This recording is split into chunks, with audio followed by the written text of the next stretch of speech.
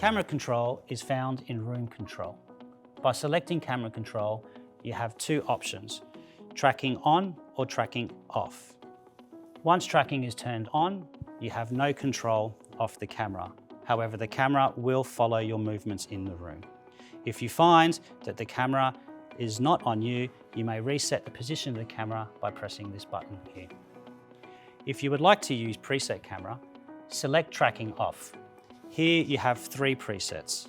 Presenter, which is a close-up at the lectern. Board focuses on a wider shot, including the blackboard or whiteboard. And class takes a wide shot of the class provided. If you'd like to take control, you can also use the pan left, right, or tilt up and down, or zoom in and out here.